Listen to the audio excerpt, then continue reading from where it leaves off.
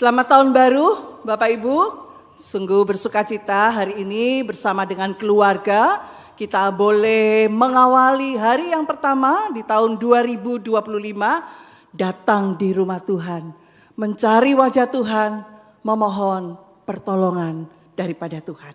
Mari kita berdoa sebelum kita akan merenungkan firman Tuhan. Terima kasih Tuhan Yesus, Engkau sangat baik. Engkau menghantar kami bersama keluarga memasuki tahun anugerah-Mu yang baru 2025. Sungguh Tuhan, kami sangat membutuhkan Tuhan. Karena kami tidak bisa berjalan seorang diri untuk melewati hari-hari di depan kami. Kami butuh kekuatan dari firman-Mu. Karena itu tiba waktunya saat ini kami akan merenungkan firman Tuhan. Biarlah Engkau membuka hati setiap kami. Ketika firman Tuhan diberitakan, ketika firman Tuhan boleh mengingatkan, menegur, menasehati, menguatkan. Biarlah kami boleh dengar-dengaran. Kami taat dan mau melakukan firman-Mu. Ini doa kami, hamba-Mu dengan segala keterbatasan, Tuhan Yesus tolong. Di dalam nama Tuhan Yesus kami berdoa. Amin. Saya mengajak kita semua membuka firman Tuhan dari surat Yakobus pasalnya yang keempat.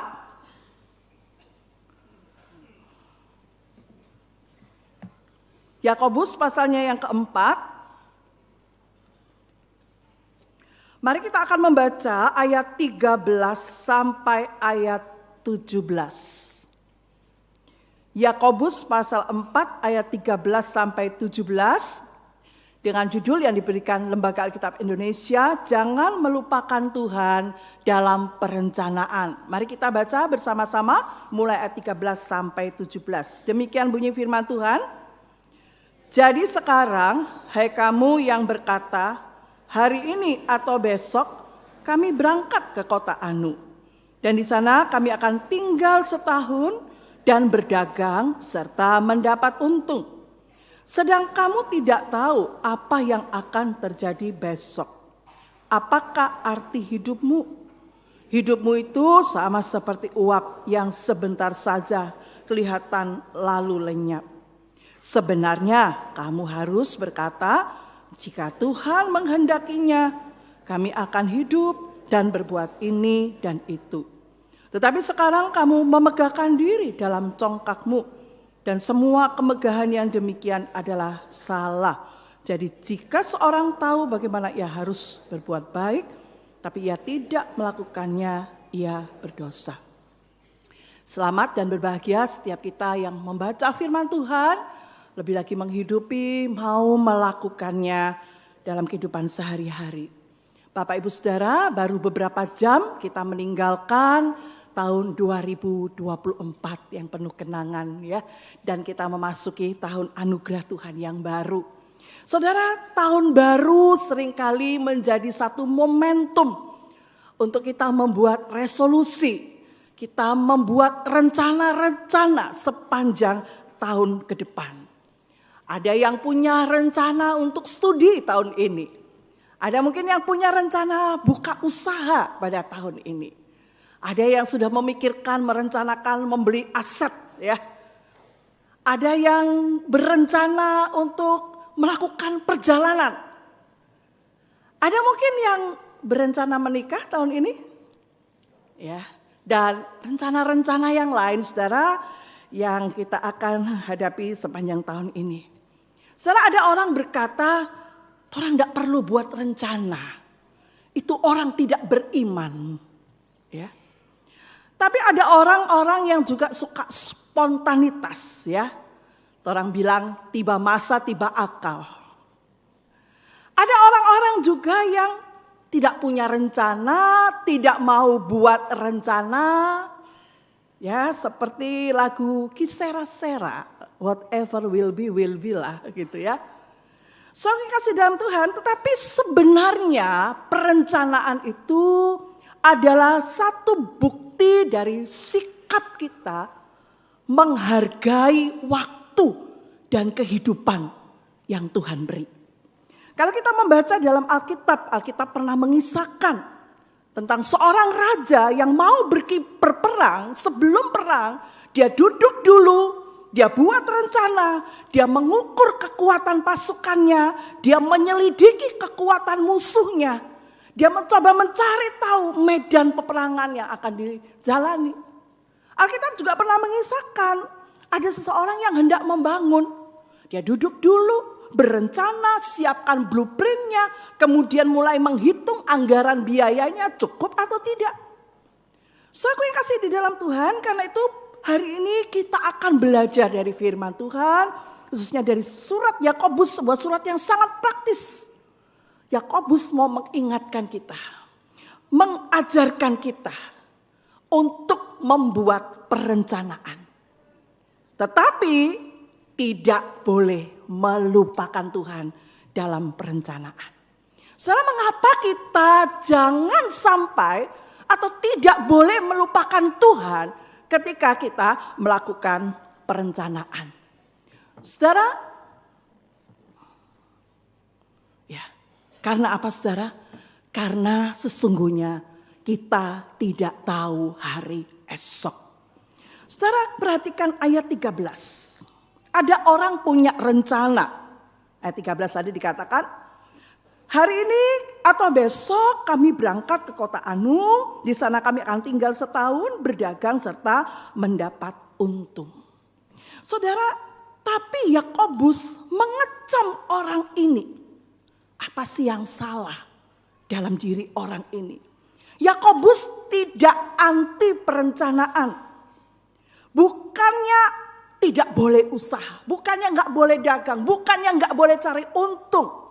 Tetapi perhatikan kata-kata orang ini di dalam ayat 13. Ini kata-kata yang arogan, yang sombong. Kau sudah perhatikan, tidak ada Tuhan dalam perencanaannya. Tidak ada kata Tuhan di dalam kata-kata orang ini. Saudara lihat, hari ini atau besok kami berangkat, di sana kami tinggal setahun, kami berdagang, kami dapat untung. Ya kami. Tuhannya missing, Tuhannya hilang. Percaya diri sekali orang ini saudara. Ya. Saudara, orang ini kalau kita melihat bisa memastikan ya saat keberangkatannya, kalau nggak hari ini besok. Orang ini bisa memastikan lamanya tinggal 1 tahun. Orang ini juga dengan PD-nya dia bisa memastikan di sana akan dagang dan akan dapat untung. Saudara yang kasih di dalam Tuhan, saudara perhatikan orang ini tidak berdoa. Tidak minta pimpinan Tuhan. Tidak tanya Tuhan lebih dulu. Tidak minta petunjuk Tuhan. Tapi dia yakin dia bisa berhasil, bisa sukses tanpa Tuhan. Saudara, banyak orang merasa tidak perlu Tuhan dalam hidupnya. Kapan kita perlu Tuhan? Ya kalau kita ada masalah, kalau kita ada problem dalam keluarga, kalau kita lagi sakit, kita perlu Tuhan. Tapi kalau buat rencana, Tuhan please jangan atur-atur hidupku. Saudara, bukankah kita juga seringkali seperti orang yang disebutkan dalam Yakobus? Orang yang dengan mudahnya ngomong hari ini begini-begini ya, besok begini-begini, minggu depan begini, bulan depan begini. Pede sekali saudara. Ya. Saudara, kita lupa harus mengandalkan Tuhan. Kita lebih sering mengandalkan pengalaman, kepintaran, kita punya modal, kita punya koneksi orang penting. Sehingga semua yang direncanakan pasti berhasil tanpa Tuhan. Semua gampang, semua beres, semua pasti bisa. Arogan, sombong. Saudara. Di dalam ayat 13 dan ayat 14, kedua ayat yang kontras sekali. Ayat 13, orang itu merasa pasti akan segala sesuatu. Ya perhatikan, pasti berangkat, pasti tinggal setahun, pasti dagang, pasti dapat untung. Ayat 14 dikatakan, sedang kamu tidak tahu hari esok. Ayat 13 orang ini juga katakan, di sana kami tinggal setahun. Ayat 14 dikatakan juga apa? Sedang kamu tidak tahu besok. Jangankan setahun, besok mau jadi apa kamu gak tahu. Saudara, orang ini punya planning. Tetapi dia lupa ketika tidak mengandalkan Tuhan. Bahwa kita tidak pernah tahu apa yang terjadi besok. Bagaimana kita bisa percaya diri sekali, saudara?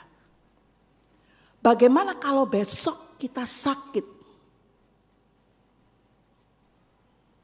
Di instalasi gawat darurat, banyak orang punya rencana ini, rencana itu, tapi tidak berdaya, sakit.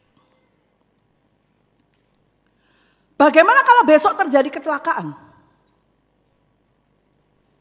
Bagaimana kalau besok terjadi musibah? Dan bagaimana kalau besok Tuhan panggil kita pulang? Kalau Tuhan panggil kita pulang, panggil saya pulang berarti ini khotbah saya yang terakhir.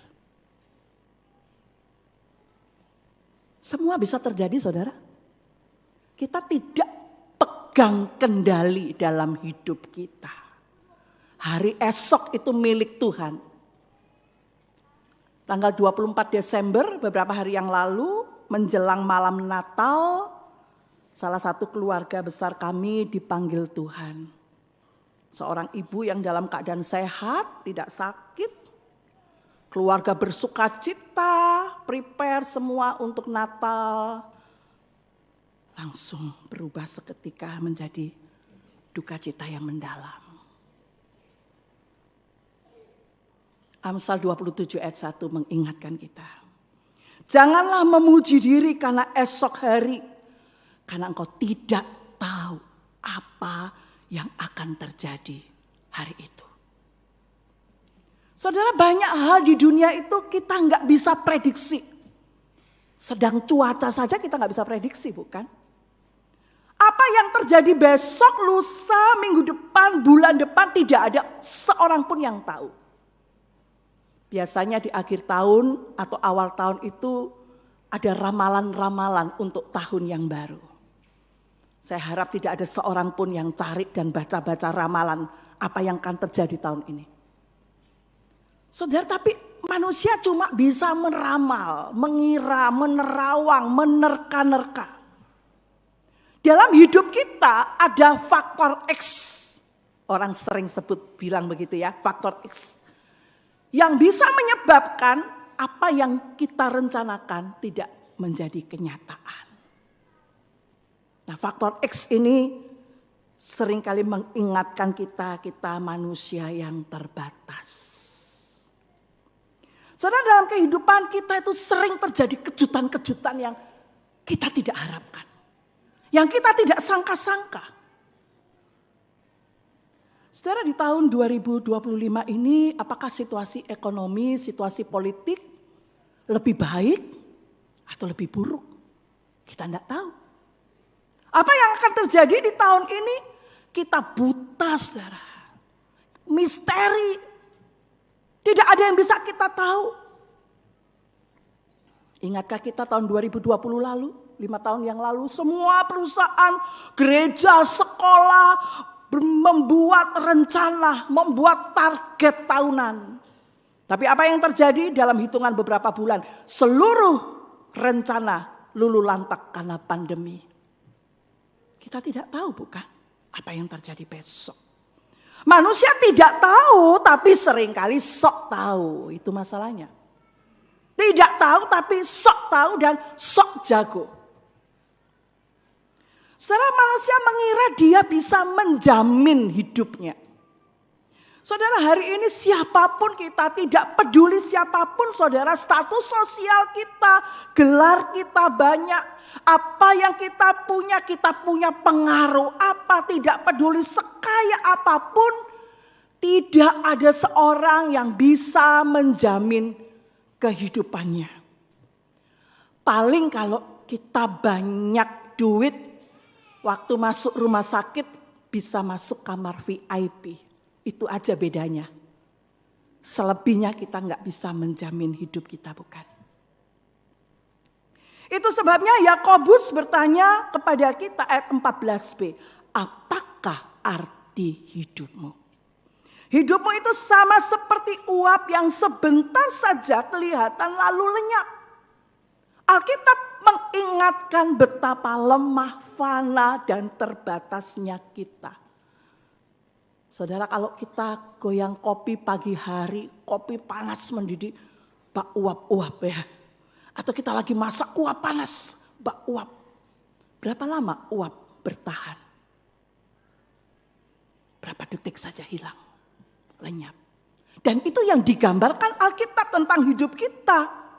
Mungkin kita mengatakan, oh umur 60, 70, 80 tahun itu umur panjang. Itu usia yang singkat dibandingkan dengan kekekalan.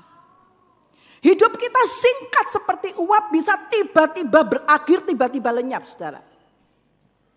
Ada yang mengatakan kematian itu 1000 gerbangnya. Artinya apa, saudara? Artinya maksudnya orang bisa mati lewat gerbang apapun. Lewat penyakit, lewat kecelakaan, lewat musibah seperti pesawat Jeju Air baru-baru. Diam-diam tidak bangun lagi.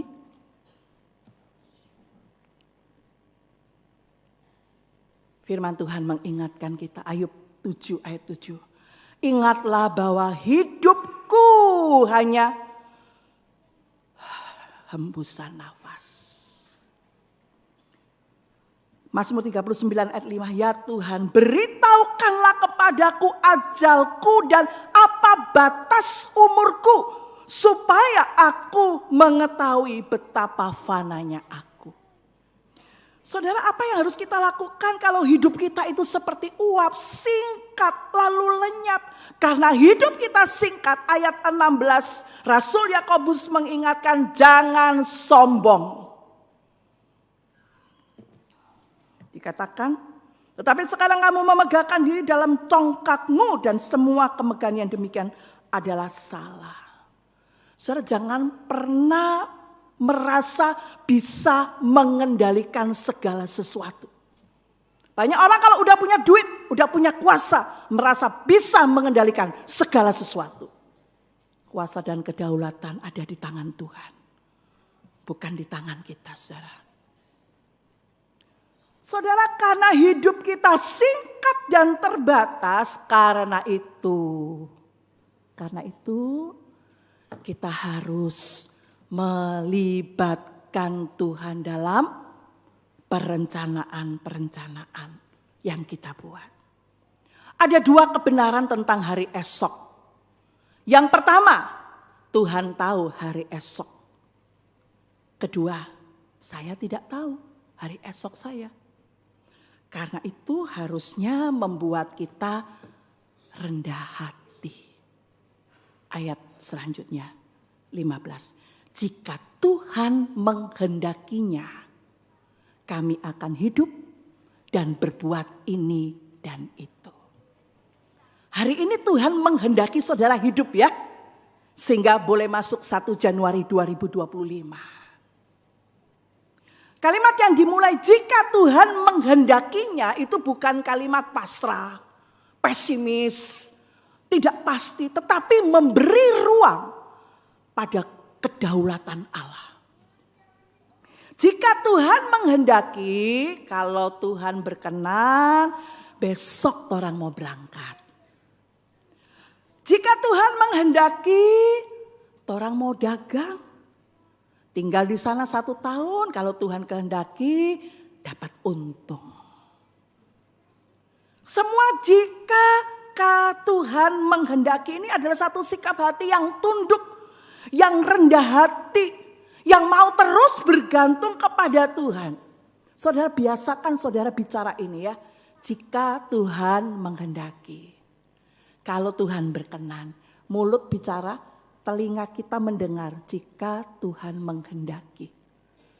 Sehingga terus menjadi reminder, mengingatkan diri kita sendiri bahwa hidup kita bukan terjadi karena kehendak kita, tapi karena kehendak Tuhan. Saudara, jangan melupakan Tuhan dalam perencanaan.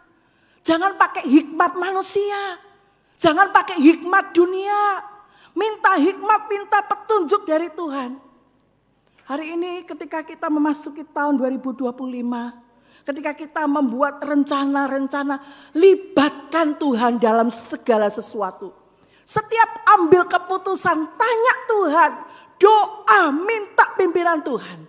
Sebelum berencana doa, sementara berencana doa, sesudah rencana itu dibuat, serahkan kepada Tuhan.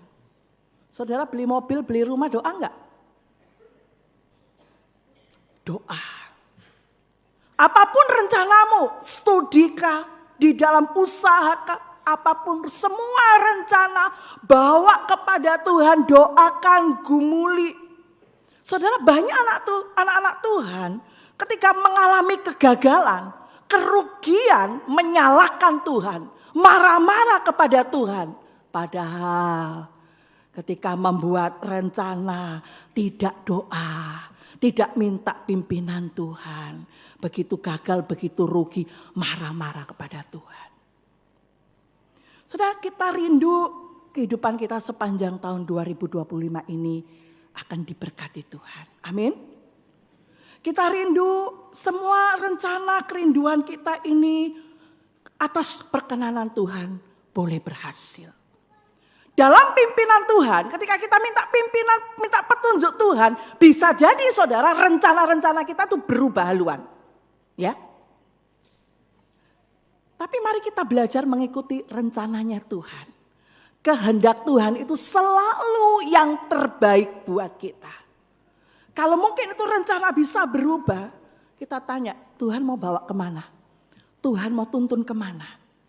Sehingga sungguh-sungguh dalam pimpinan Tuhan kita akan mengambil keputusan-keputusan yang benar.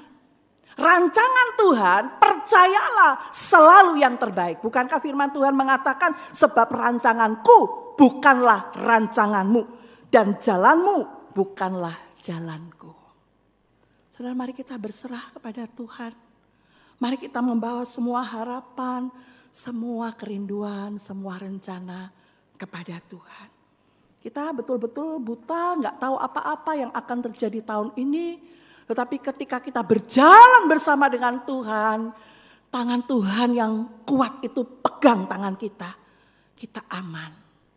Kita aman bersama dengan Tuhan. Tuhan akan menolong kita, menyertai kita apapun kesulitan yang nanti kita temui, kendala apapun, pergumulan apapun. Tuhan ada bersama-sama kita. Kita tidak jalan sendirian.